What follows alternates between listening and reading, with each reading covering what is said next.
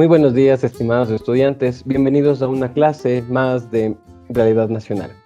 El día de hoy terminaremos con la parte donde estábamos viendo la historia del Ecuador. También hablaremos un poco de la población y de la producción del país. El objetivo de esta clase es incrementar el conocimiento sobre la historia, la población y la producción que ha tenido el Ecuador a través de su creación en 1830. Sin más, les agradezco y vamos a empezar.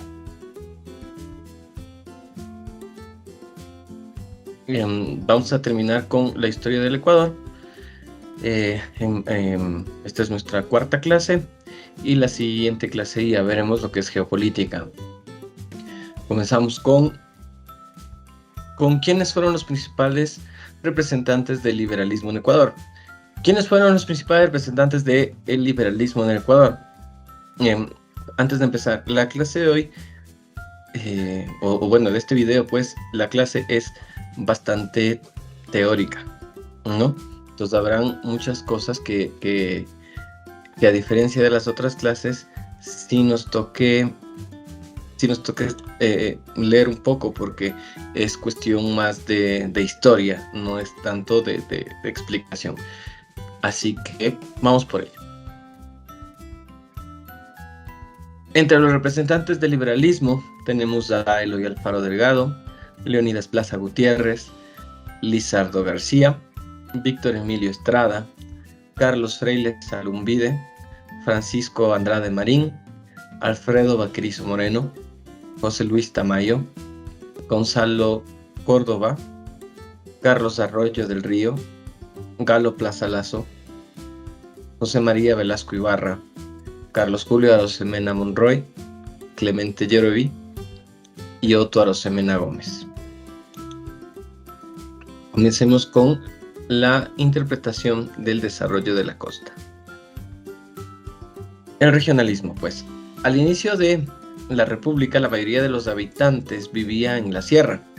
Esta concentración cambiaría paulatinamente con la creciente integración de la economía nacional en el mercado mundial, sustentada en plantaciones y actividades comerciales y aún manufactureras que se irían ubicando en la costa. Con la producción del cacao surgió en la costa ecuatoriana una burguesía intermediaria en sus relaciones con el exterior, exportadora de cacao e importadora de diferentes bienes. De este sistema de intereses agrícolas, comerciales y bancarios surgieron los poderosos grupos financieros que han determinado la vida económica y aún sociopolítica del Ecuador republicano. Tal era la importancia de la banca guayaquileña que para 1846 el gobierno autorizó al Banco Particular de Guayaquil que asuma la tarea de emitir la moneda y los cuños. Nosotros hasta Eloy Alfaro, o sea, hasta el año 1925, nosotros como Ecuador habíamos tenido un monopolio en la producción en la sierra, en la producción textil por lo menos, y en la producción de los víveres, ya que como sierra se había hecho cargo, pues, la sierra de crear este tipo de productos de alimentos para todo el país, ¿no? O sea, el producto era para todo el país. Mientras que la costa era más para la exportación del cacao. Sin embargo, con el pasar del tiempo, a partir de 1925, la región costa del Ecuador comenzó a producir lo que es el camarón, el arroz, azúcar, y cada vez fue ocupándose de su propia autosustención, ¿ya? De su propia autosustención. Ya no era necesario acudir a la sierra para que la costa, pues, esté bien. En vez de comer, de utilizar papas para la comida, pues utilizaban yuca. En vez de utilizar carnes, utilizaban pescados y ya, ¿no? Y claro, ellos tenían mucho arroz, y también tenían lo que es el camarón. Incluso, o sea, actualmente el 90%, el 90% del camarón que se da aquí en el Ecuador es de criadero. Lo que quiere decir es que se dieron cuenta que no es necesario estarlo pescando, sino que se lo puede criar. El 90% es de criadero y el 10% es pescado. O sea, es camarón en redes, como cuando vemos Forrest Gump y en los camarones Bubba Gump están pescando, ¿ya? Entonces, ya no, bueno, no es tanto el pescado. Entonces, ahí la costa se da cuenta de que no le necesita la sierra, ¿ya? Y aparte que tenían la exportación cacaotera, la pepa de oro, que realmente fue lo que más hemos vendido desde el inicio de Ecuador como exportadores.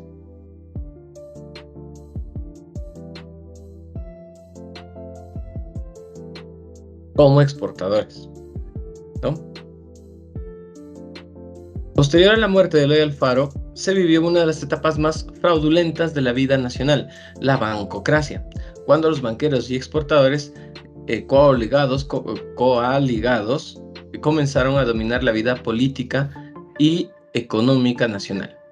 En el Ecuador no había una total coincidencia de intereses por parte de las fuerzas terratenientes serranas, apoyadas ideológica, política y hasta económicamente por la iglesia con las clases propietarias costeñas, y así no se logró articular un modelo de desarrollo y crecimiento nacional. La carencia de una dinámica vinculación entre la producción cacaotera y el resto de la economía impuso un sistema productivo atrofiado y vulnerable. Sus excedentes se drenaron continuamente hacia los países industrializados vía deterioro de los términos de intercambio, pago de utilidades y de regalías de las escasas inversiones extranjeras y servicios de la deuda externa. En síntesis, los ingresos que se obtenían, lejos de propiciar un proceso de acumulación de capitales para el desarrollo de otras actividades productivas, fueron destinados a ampliar la misma producción rudimentaria de cacao, a financiar importaciones suntuarias de las élites y a engrosar las fugas de capitales. A pesar que el país no contó con una propuesta nacional para integrarse inteligente y planificadamente en la economía internacional, la revolución liberal con el ferrocarril y otras obras públicas cumplió en gran medida con sus objetivos y su compromiso histórico. La costa y la sierra empezaron a conocerse e interrelacionarse a través del ferrocarril, uno de los principales factores que ayudó a disminuir los problemas que atrae el regionalismo. Sin embargo, la balanza económica del país vería su fin. Los primeros síntomas de la caída del cacao aparecieron en 1914, ya que al iniciar la Primera Guerra Mundial se cerró el puerto de Hamburgo, por donde entraba nuestro producto nacional. En 1914 ya comienza la Primera Guerra Mundial y nos quedamos sin nuestro gran cliente, Alemania. Hamburgo era una de las ciudades más grandes de Alemania. De hecho, de ahí vienen las hamburguesas, por eso se llama hamburguesa, porque es de Hamburgo. Entonces, bueno, por ahí es por donde entraba pues nuestro cacao. Ya, el chocolate alemán, ¿han escuchado eso del chocolate alemán? La tierra del chocolate. Ya, se supone que ellos fabrican mucho chocolate. En Los Simpsons mismo les dicen, ¿no? Nosotros venimos de la tierra del chocolate. Entendemos, Homero. Nosotros venimos de la tierra del chocolate. La tierra del chocolate. La tierra del chocolate.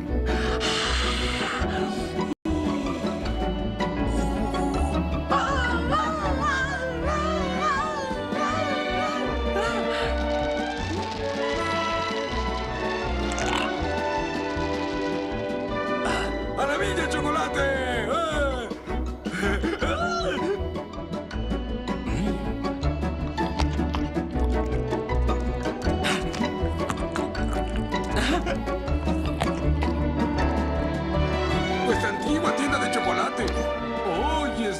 mitad de precio. Señor Simpson. Señor Simpson. La Primera Guerra Mundial nos afecta por el cacao. No éramos un país que recibiera mucho de exportaciones. O sea, si es que fuese ahorita, nos afectaría muchísimo porque muchos países de Europa reciben nuestro petróleo.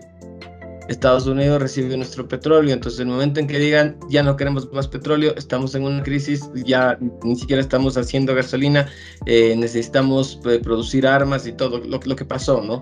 En la Primera Guerra Mundial, pues ahí nos jodemos porque ¿quién nos compra?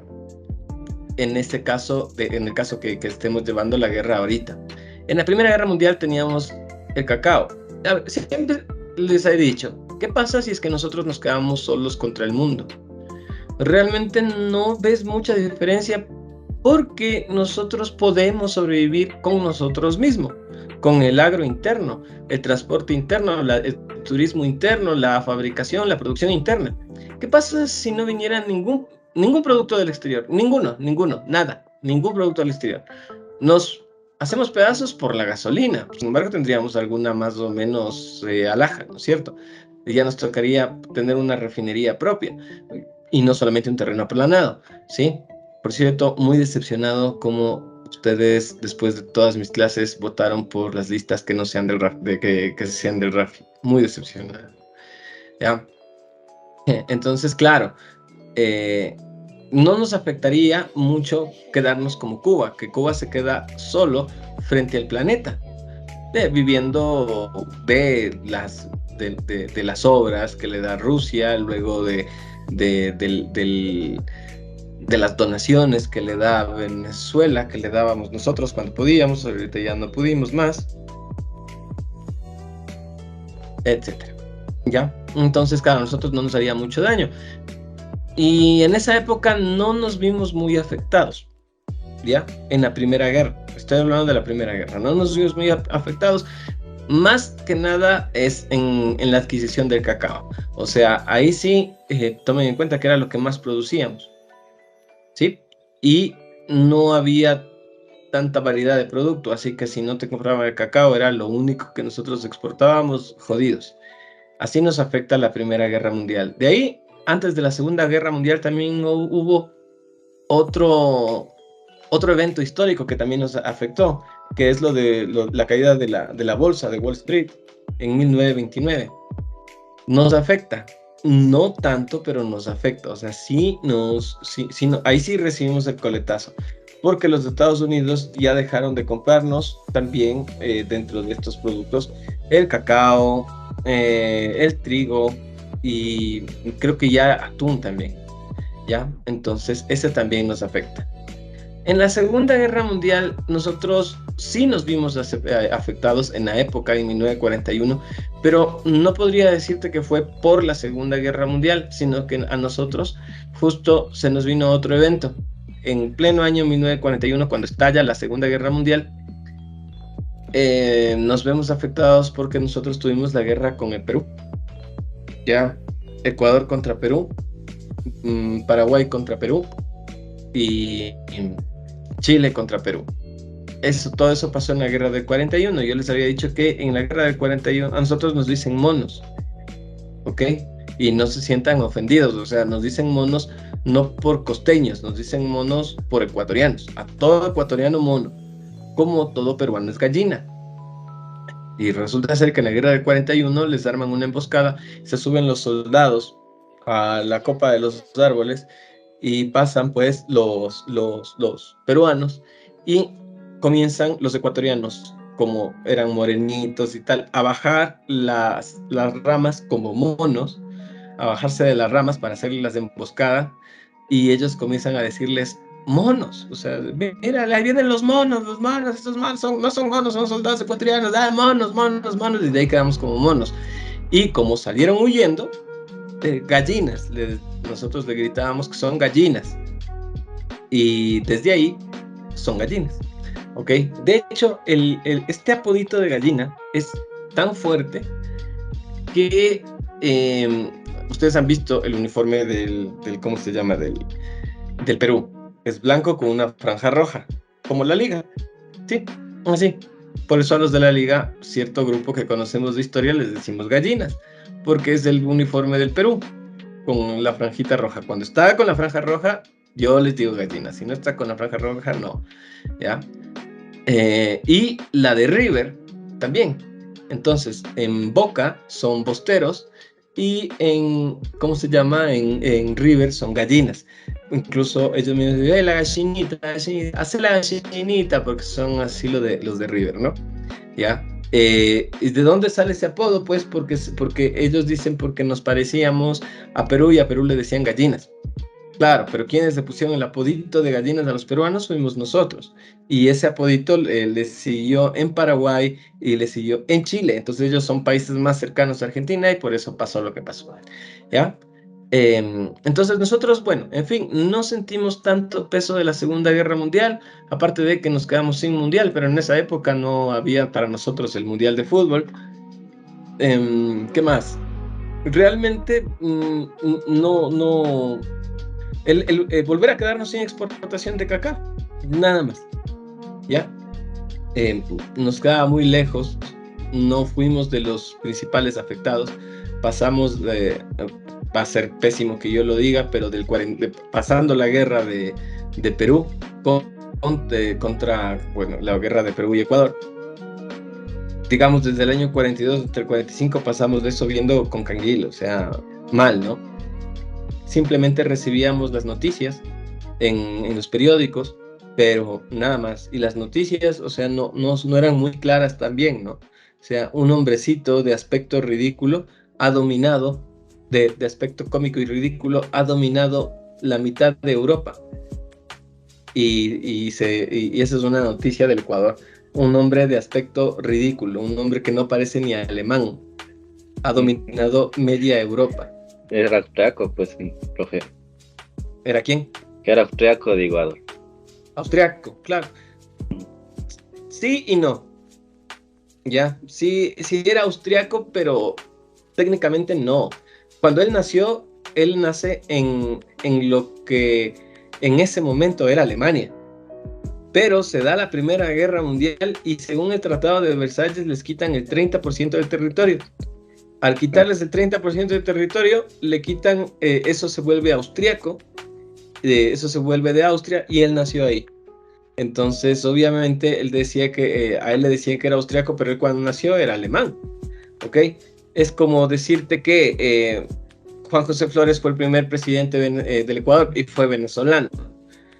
Claro, pero no había un ecuatoriano, pues, porque recién se estaba formando el Ecuador. No podías, tenías que esperar 18 años para poder tener un ecuatoriano y que ese sea el presidente. El primer presidente de los Estados Unidos fue un inglés, totalmente. Pero no se sientan mal porque el primer presidente de Perú fue un quiteño, ¿ya? Así que así va funcionando, ¿ok? Entonces, claro, él era austriaco, pero él nació cuando era Alemania. Es como a mí me dicen, vos eres de la central, pero ya la central es tipo B. Yo les dije, podrá ser tipo Z. Yo me gradué cuando era tipo A, ¿ok? Entonces, claro, ahorita ya es tipo lo que tú quieras, pero cuando yo estuve era A, ¿no? Entonces a mí me costó, ahora no sé si les cuesta, no sé, hace mucho tiempo que no estoy en la central, entonces ya.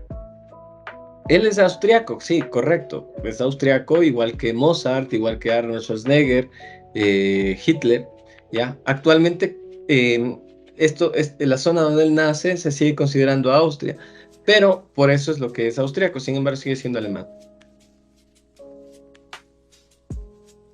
Y así es como nos afectó la Primera y la Segunda Guerra Mundial, que realmente no es que sea una afectación muy fuerte, ¿no? Posterior a eso, con la firma de la paz en Europa, la situación del cacao ecuatoriana se complicó más en el aparecimiento de nuevos países exportadores, o sea, más competidores. Recuerdan que habíamos hablado de los monocultivos. Claro, nosotros éramos de los pocos países. Perdón. Ay, no pude ni apagar el micrófono, fue muy rápido.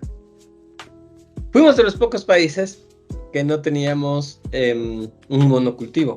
o que no nos habíamos dedicado al monocultivo, porque teníamos un pluricultivo. Nuestra tierra nos daba para eso. ¿Ya? No es como que Chile estaño, cobre, ¿ya? No, Paraguay estaño, o sea, no.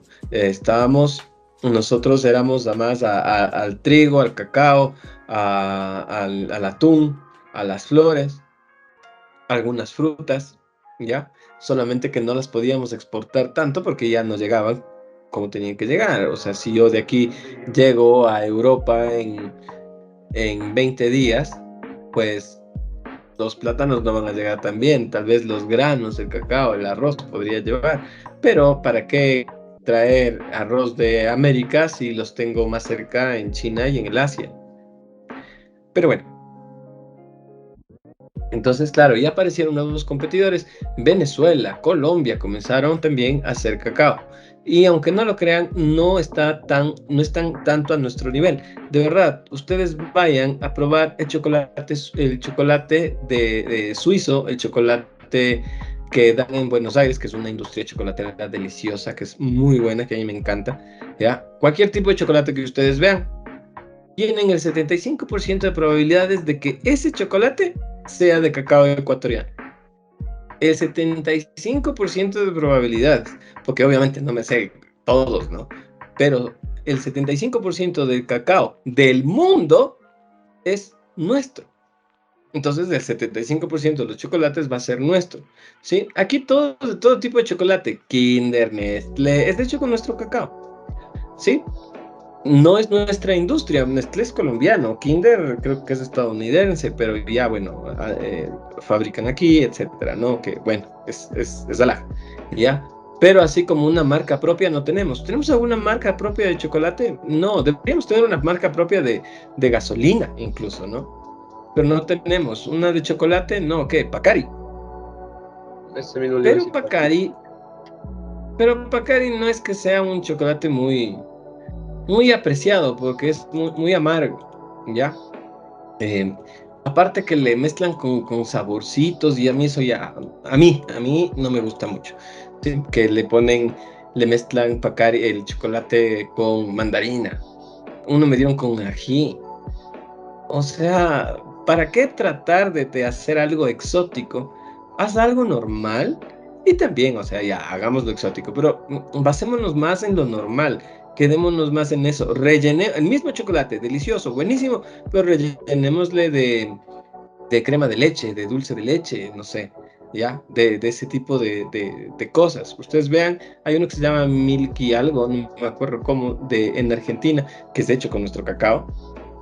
Y es delicioso ese chocolate. Yo me acuerdo que era vicioso para ese chocolate, era muy caro, o sea, no muy caro, pero podías comprar otras cosas, ¿no? Que estar comprando un chocolate.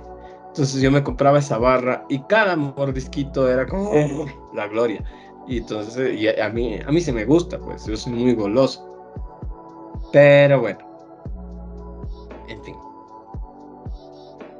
Influencia de la agroexportación, el boom del cacao. Sin lugar a dudas, el cacao fue el protagonista principal en el auge de las exportaciones de la costa ecuatoriana durante las últimas décadas del régimen colonial. Este producto venía cultivándose en la costa de la Audiencia de Quito, ni siquiera existía el Ecuador y ya cultivábamos el cacao, desde el siglo XVI. Y desde finales del mismo siglo, pues comenzó ya a exportarse hacia mercados exteriores. Pero hasta mediados del siglo XVIII, a pesar de que estas exportaciones eran importantes, dentro del conjunto de exportaciones en Guayaquil no debieron ser mayores que las exportaciones provenientes de la región serrana que salían por el puerto, compuestas principalmente por piezas de tejidos. Entonces, claro, si la costa tenía lo que es el cacao, la sierra exportaba bastante tejido, ¿no? Será recién a partir de la crisis textil serrana que el cacao comenzaría a ser el ingreso más importante seguramente de toda la audiencia. En esa foto, ¿no? En el puerto de Guayaquil. un Guayaquil de antaño, ese puerto. Increíble.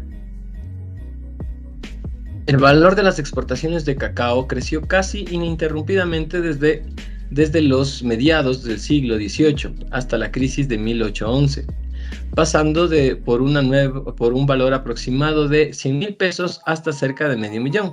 Luego de los difíciles años de 1811 a 1816, las ventas de cacao al exterior se recuperaron rápidamente, llegando a superar el medio millón de pesos alrededor de la independencia. A finales de la colonia, a inicios de la República, 1830, se ha calculado que las exportaciones de la pepa de oro, así se le conoce pues al cacao, representaron durante dicho periodo entre las 2/3 y las 3/4 partes de las exportaciones, que es un montón, que ahora es equiparado pues con el petróleo. El fin de la dominación plutocrática y la misión de Kemmerer. Con la reducción de los precios del cacao, la salida de divisas del país, la devaluación de la moneda nacional, el sucre, la alta inflación, se produjo una recesión en la economía ecuatoriana. La clase trabajadora estaba descontenta. Las protestas gremiales se dieron pues en Guayaquil en 1922, como la masacre de obreros en Guayaquil el 15 de noviembre de 1922.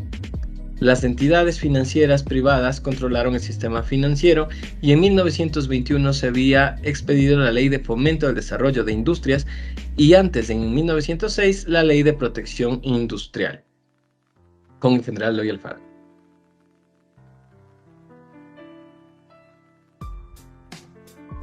Se protegió a través de aranceles a la importación el sector azucarero y otras industrias manufactureras de cuero, calzado, cervecería, fósforo y otras industrias alimenticias. A partir de la misión de Kemmerer, se crearon el Banco Central del Ecuador, la Superintendencia de Bancos, la Contraloría General del Estado, la Caja de Pensiones de Dirección General de Aduanas, la Dirección General del Tesoro, entre otras instituciones. Se expidieron leyes y reglamentos monetarios fiscales. Con la creación del Banco Central del Ecuador, el 4 de marzo de 1927, el Estado asumió el monopolio para la emisión de moneda, que estaba en manos de la banca privada. El tipo de cambio fue de 5 sucres por $1. Tomamos en cuenta que así comenzamos. 5 sucres por $1, porque habíamos comenzado pues endeudados. Las importaciones crecieron y no se alentaron las exportaciones.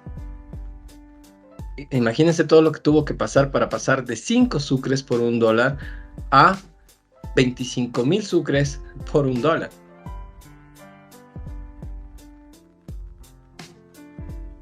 La crisis del cacao, agudizada por la Gran Depresión, dejó al país sin capitales para fortalecer la industria y lograr una mayor tecnificación agrícola. Estamos hablando de la Gran Depresión pues en 1929.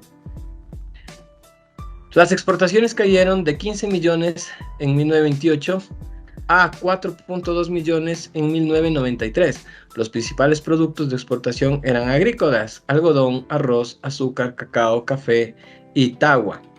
Algunos productos minerales, también el oro y el petróleo. Todavía no era el boom del petróleo, tomando en cuenta que no teníamos la suficiente maquinaria o reservas petroleras que habíamos encontrado en la Amazonía. La industria textil serrana fue la menos afectada, mientras que los importadores de la costa sufrían las condiciones económicas de la época. Claro, nosotros teníamos algodón y con el algodón hacíamos los tejidos, con lo que nos daban los animalitos, los borreguitos, las llamas, pues seguíamos haciendo nuestros tejidos y no tenía problema la región sierra.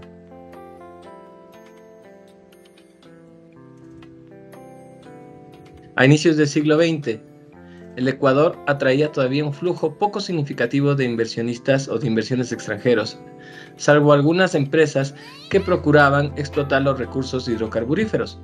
En la década de los 30 ya eran varios los contratos mineros y petroleros. Aquí está un listado de los grupos internacionales en la península de Santa Elena que fueron apareciendo, ¿no? Anglo Ecuadorian Oilfields Limited, ¿no es cierto? Ecuador Oilfields Limited, Carolina Oil Company, que son empresas de aceites y de petróleo.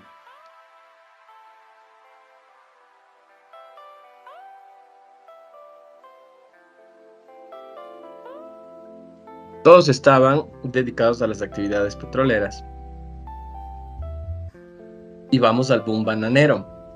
Al finalizar los años 40 y con más fuerza en la década de los 50, la producción y exportación de banano rescató al país de la fase depresiva.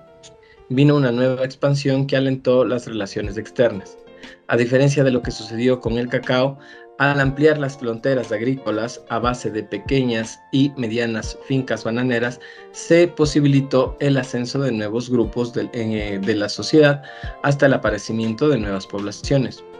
Una vez más, el deterioro estuvo afuera. Concluida la Segunda Guerra Mundial, se alentaron las exportaciones de banano, que estaba muy demandada por Estados Unidos y Europa. Sí, nosotros igual, el mayor exportador de banano en el mundo. Problemas en las plantaciones bananeras de Centroamérica por el llamado mal de Panamá y la cigatoca movieron a las empresas transnacionales a buscar nuevas fuentes de abastecimiento. ¿Cuál es el mal de Panamá? Pues a ver, nosotros nos separamos de Colombia en 1830. Nos habíamos ya separado de Colombia. Venezuela también se separa de Colombia en el mismo año, en 1830, y Panamá en 1880-1885. Se separa de Colombia Panamá. Panamá era una como provincia de Colombia, como decirte que ahorita Loja se fuera a ser un país independiente. Ya. Panamá se hace un país independiente gracias a que Estados Unidos pues mete la mano para que se haga un país independiente, porque Estados Unidos tenía muchos beneficios por esto. O sea, Estados Unidos lo quería. Bueno, Panamá siempre fue un país bastante atractivo para Estados Unidos por el canal de Panamá, lo que va a unir Centroamérica con Sudamérica. Entonces, claro, por eso Panamá tiene dólares incluso. Panamá se encarga de llevar los productos entre toda América, ¿ya? Y claro, funciona así como una especie de ascensores donde se va drenando el agua y el buque, el barco va quedando más abajo o más arriba de acuerdo a dónde vaya a ir. También tiene un lugar que se llama el Tapón de Darién. Este tapón es una selva y se le denomina como tapón porque nadie puede llegar a Colombia a pie. ¿Qué es esto? Es una selva donde en esta época solo cruzar por ahí pues era muy peligroso para todos los expedicionarios o para todas las personas que vayan caminando por ahí. ¿Por qué? Por la flora y la fauna que era bastante hostil para los seres humanos. Incluso hasta hoy, ¿no? Hay gente que muere solamente ahí con flora y fauna, ¿no? Tienes muchos animales, muchas plantas que son venenosos o perniciosos para la salud.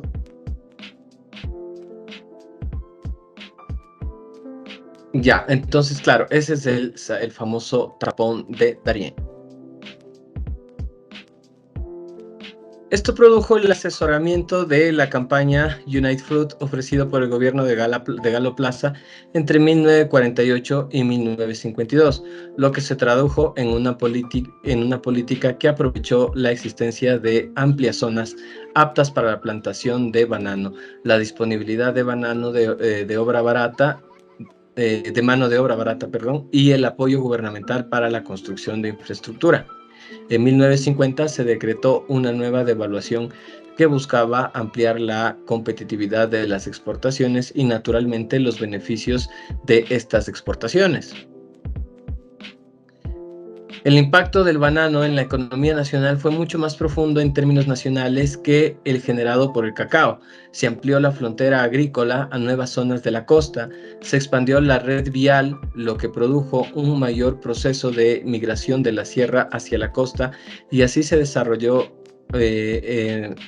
un desarrollo acelerado de las ciudades y un cierto robustecimiento del mercado interno.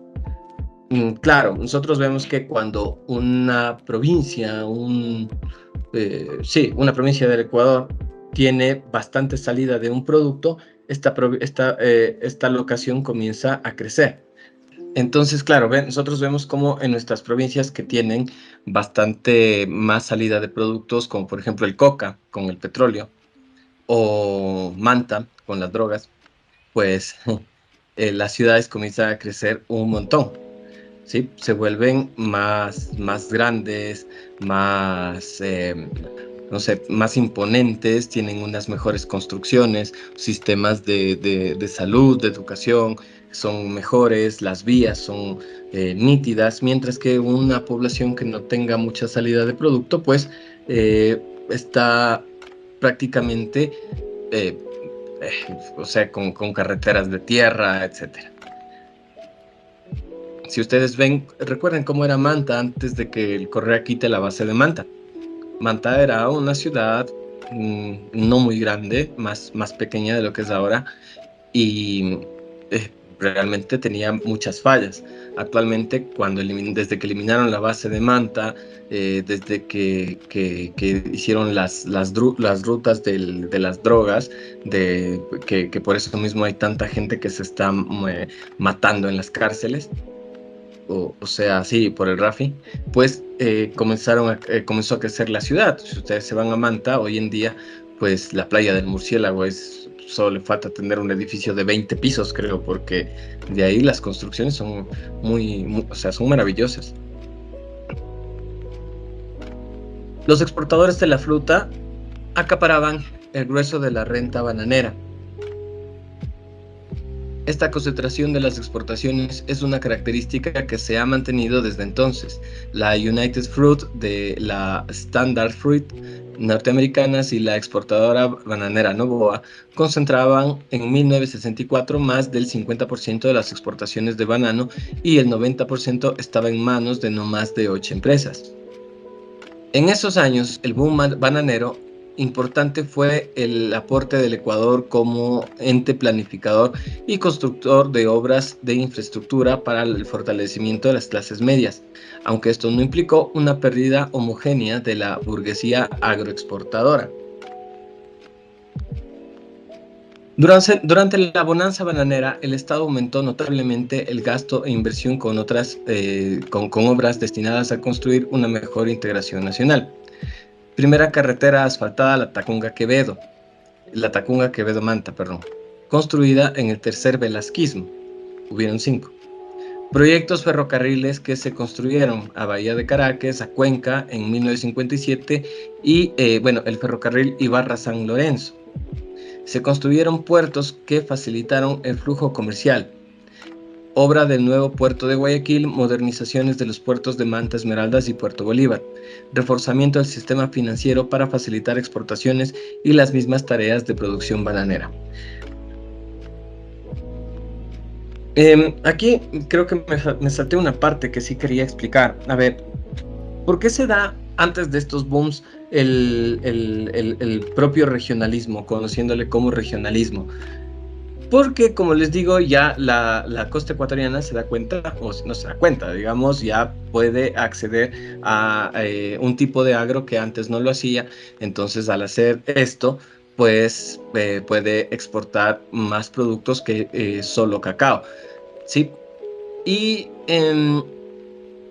llevar los productos de aquí a Guayaquil siempre fue bastante complicado. Ahora ya no tanto, porque nos hacemos en bus unas 7 horas, en carro propio unas 6 horas, ¿ya? Entonces eso. Pero bueno, en el tren no se podía hacer tanto eso, porque con el tren teníamos que salir de aquí muy cargados y llegar hasta Guayaquil, pero la vía del tren va en un circuito, circular, porque no puede ir tan hacia abajo como montaña rusa, ¿no? Y aparte, si es que fuese así, muy empinado, muy hacia abajo, la subida sería igual catastrófica. Poder subir ahí con el tren se dañaría muy, muy pronto y no habría la potencia suficiente como para que suba 2.800 metros que tiene sobre el nivel del mar. Nosotros tenemos este pequeño gigante inconveniente, que de Guayaquil a Quito hay 2.800 metros de altura, ¿ya? Metros de altura, o sea, 2 kilómetros, 3 kilómetros de altura, ya redondeemos, 2 kilómetros 800 metros de altura, ya, y estamos cerca de unos 450 kilómetros de carretera, de Quito a, ¿cómo se llama?, a Guayaquil. Entonces, si es que fuera en línea recta, o sea, hubiera una subida de 2.800 metros que es muy fuerte para cualquier tipo de máquina. Entonces, siempre tuvimos esta cordillera, y esta cordillera hacía pues que el tren se demore horas en llegar a Quito. Por ejemplo, unas 16 horas, que es más del doble del tiempo que ahora nos tardamos en un auto, en un bus, en un camión. Un camión se está haciendo unas 10 horas de Guayaquil, ya, porque va lento, etcétera, porque tiene el mismo problema, porque está muy pesado y tiene que bajar esas carreteras, tienen estas dobles marchas, que lo que hace es que aguante, que vaya frenando el motor, y cuando viene la subida, en cambio ya toca ponerle ahí poder para que vaya subiendo, subirle más newtons. Entonces esto generó cierta diferencia entre la costa y la sierra, y una dificultad de pasarse los productos, pese a que ya sí se pasaban. Entonces, para evitarse esta molestia, como les digo, la costa empezó a desarrollar sus propios productos, como yuca, como el mismo banano, etcétera, ¿no? Para no estar dependiendo tanto de la sierra. Hay que reconocer que se desarrollaron políticas que buscaban una participación más activa del Ecuador en la economía internacional, ampliando exportaciones e importaciones al tiempo de garantizar el ingreso de las inversiones extranjeras directas. Dinamización de la actividad agropecuaria. En la serranía, el Estado desarrolló políticas de apoyo técnico, suministro de abonos, proyecto de riego, e introdujo mejoras de las razas bovinas. La industria textil también sacó partido de esta situación a través de la importación de maquinaria moderna. Vamos al periodo republicano, modelo de industrialización por sustitución de importaciones. Aquí no nos vamos a demorar mucho porque ya vamos a ver mejor otros tipos de datos. Ya. La Segunda Guerra Mundial de 1939 a 1945 otorgó un cierto respiro a la crisis por el lado de mayores exportaciones, aunque el mismo conflicto bélico limitó el flujo de importaciones. La mayor demanda de productos agrícolas se reflejó en precios más altos y en ingresos mayores para el país. Sobre todo las ventas de palo de balsa, caucho y sombreros de paja toquilla revitalizaron las alicaídas exportaciones ecuatorianas.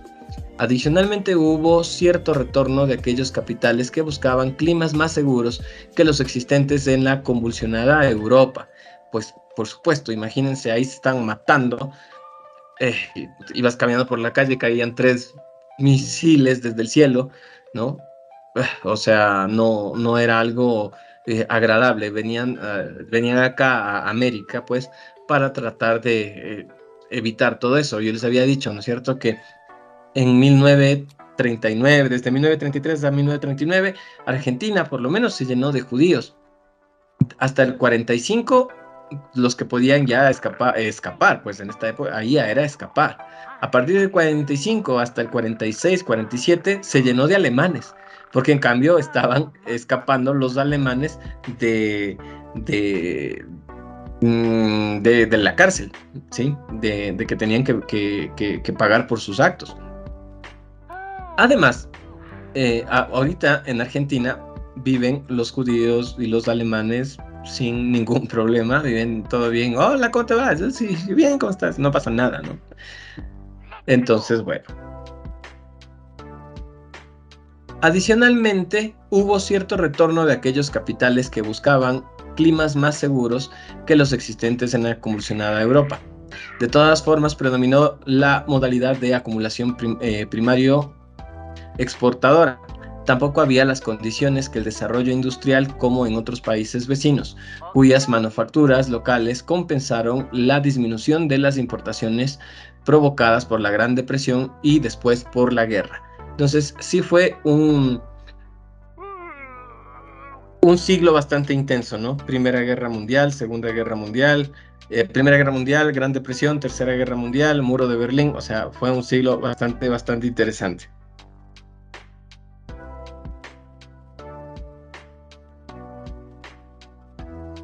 La burguesía ecuatoriana era incapaz de impulsar y consolidar un modelo de acumulación sustentado en la industrialización por la vía de la sustitución de importaciones.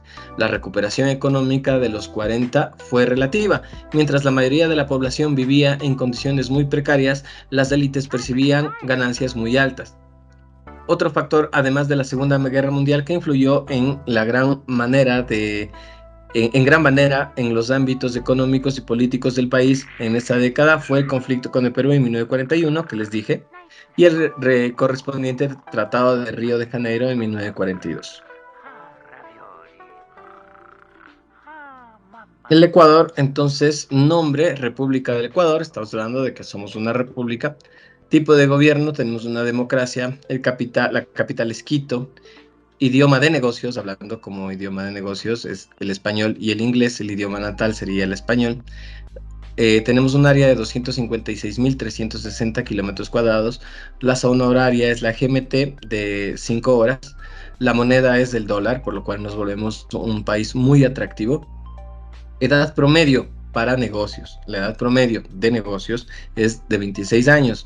La población es de 17.888.474, casi 18 millones. Para el 2021, si no me equivoco. O 2022 creo es.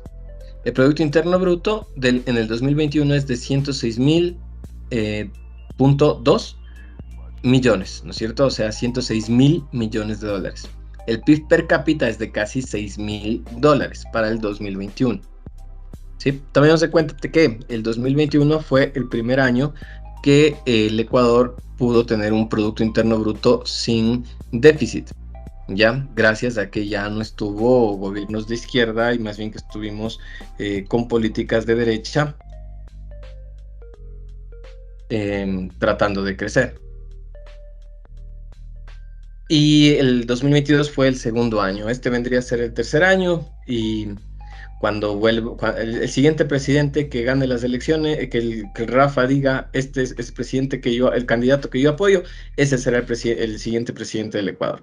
¿Ya? Nos han demostrado ahora con la consulta popular el nivel de ignorancia de las personas, del votante, que es increíble. O sea, es como que vi en un post de Facebook que decía algo como: si es que fuéramos dinosaurios, votaríamos por el meteorito. O sea, y es real. Si es que fuéramos vacas, votaríamos por el carnicero. ¿Ya? Y bueno, cada país tiene los líderes que se merecen. Esperemos no desaparecer del mapa. Y que en unos años siguientes, gracias al mal gobierno del Rafi, esto no se vuelva la provincia de Colombia porque no podamos sobrevivir de otra manera. Entonces el Ecuador es el centro de grandes oportunidades, acceso a un mercado de 300 millones de personas, ¿sí? ¿Por qué? Porque tomamos en cuenta el ALADI, el Mercosur, el CAN, la UNASUR, el ALBA, todo esto que ya hemos visto en clases. Con el Mercosur tenemos tratos, etcétera. Entonces entrar a Ecuador es tener un trato con varios países. ¿Por qué? Porque estamos asociados con varios. También tenemos acuerdos y preferencias comerciales con el resto del mundo, con la Unión Europea y un sistema de preferencias arancelarias con Australia, Bielorrusia, Canadá, Rusia, Noruega, Nueva Zelanda, Suecia. Suiza, que no es lo mismo, Turquía y Japón. Vemos el perfil del Ecuador. Esta es la ubicación. Este es Panamá, ¿no? Este vendría a ser el tapón. Este pequeño pedacito de aquí, ¿sí? Más pequeño todavía, solo que no puedo hacerle todavía más pequeño. Es una liñita aquí, ya, ¡pac!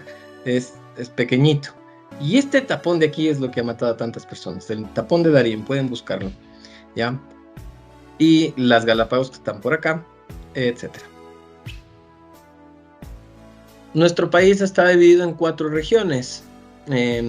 Galápagos, o la zona insular, la costa ecuatoriana, la sierra ecuatoriana y la Amazonía ecuatoriana. La población del Ecuador es de 17 millones, como ya lo habíamos visto, casi 18 millones de personas en el 2021. La población económicamente activa a diciembre de 2021 es del 65.3%. Ya, población activa no quiere decir que se tenga trabajo, simplemente es que es una población activa. O sea que es gente que tiene dinero y que gasta dinero. Por ejemplo, jubilados. No están empleados, pero son parte de la población activa. O gente que vive de los arriendos, ¿ya? Gente que vive de los arriendos, gente que vive porque ha invertido en restaurantes, en algún tipo de negocio. Es gente que invierte y que tiene el ingreso, pero que no es parte de la población de la parte de la población con empleo pleno o subempleo, ¿ya? Entonces, claro, o estudiantes también que viven de lo que les da papi y mami y que tienen que gastar de ahí, que no está mal, ¿no? Porque es estudiante y tienes que tratar de limitarte hasta antes de comenzar a crecer. Tenemos en la parte de la producción del Ecuador el camarón, o la parte de la acuacultura. El camarón ecuatoriano es reconocido mundialmente como el mejor camarón del mundo por su excelente sabor, color y textura. La industria camaronera del Ecuador se ha transformado con el tiempo en una de las industrias más grandes y modernas del país. Las ventajas climáticas permiten cosechar el producto durante todo el año, no solamente en primavera como otros países, dándonos la ventaja de ser un proveedor sustentable, o sea que siempre se puede contar con el camarón. No solamente en verano, no solamente en invierno otro tipo de productos, o en verano y primavera para el resto del mundo, sino que nosotros somos sustentables. Todo el año podemos estar produciendo el camarón. El 90% de la producción proviene de fincas y el 10% de pesca de mar. Eso es lo que ya les había dicho. Vamos a la pesca. El Ecuador posee una amplia riqueza en especies debido a las corrientes fría y cálida, Humboldt y Niño, respectivamente, que recorren nuestras costas. La pesca blanca en el país tiene uso artesanal y comercial. Las principales variedades comerciales son la merluza, el atún, la albacora. Los demás ni siquiera creo que voy a poder pronunciarles, entre otros. Ecuador cuenta con una de las flotas pesqueras más grandes del Pacífico Oriental, así como una gran capacidad instalada para el proceso industrial de atún en conserva. Nuestro atún es, si no el mejor, de los mejores del mundo, y eso yo les puedo asegurar totalmente, ¿sí? El atún de otros países tiene hasta un pésimo sabor. Nuestro atún, para poder nosotros como estudiantes comprar atún, íbamos a los centros comerciales y solo comprábamos el que decía importado de Ecuador. Ese podíamos comprar, importado de Ecuador, porque los demás eran horribles. Vamos al banano. Ecuador es el mayor exportador mundial de esta fruta, abarcando el 25% de las exportaciones totales mundiales de este producto. O sea, el 25% de un solo país es muchísimo, ¿no es cierto? Somos el 25%, la cuarta parte de todo el mundo, tomando en cuenta que México también produce, Colombia también produce, ¿ya?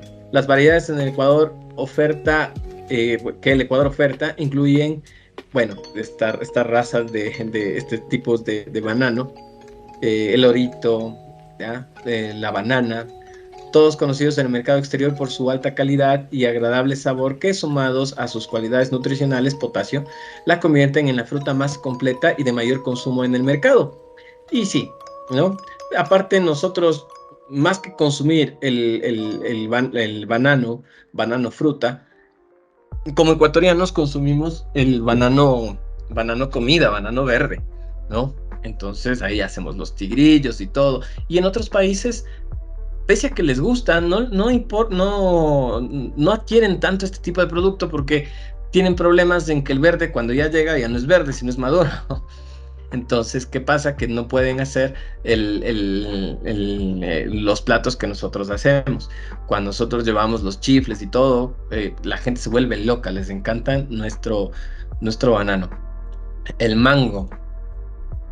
El mango ecuatoriano se caracteriza por calidad y exquisito sabor. El cultivo de mango cubre un área aproximada de 700 hectáreas, con las siguientes variedades. Igual, es medio complicado estarles pronunciando.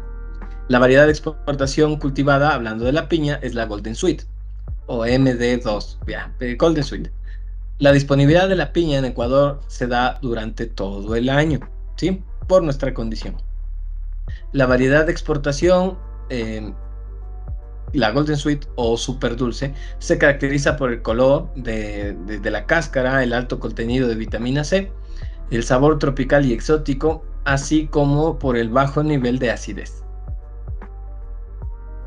El cacao, algo que ya habíamos visto fuertemente, pero la pepa de oro es uno de los más finos del mundo por su particular aroma y sabor.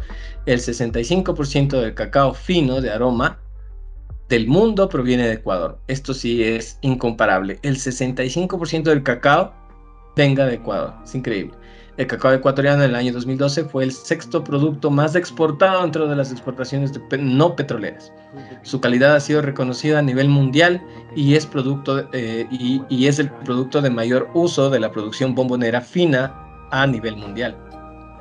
El café ecuatoriano se cultiva en tierras y climas ideales que permiten una amplia adaptabilidad de los cafetales a los distintos agrosistemas de la costa, sierra y Amazonía y Galápagos. O sea que el café puede estar en cualquiera de las 4 regiones y darnos un buen café de diferentes tipos. Ecuador es uno de los pocos países que exporta todas las variedades de café. Entonces ustedes me van a decir, sí, pero el café colombiano es mucho mejor.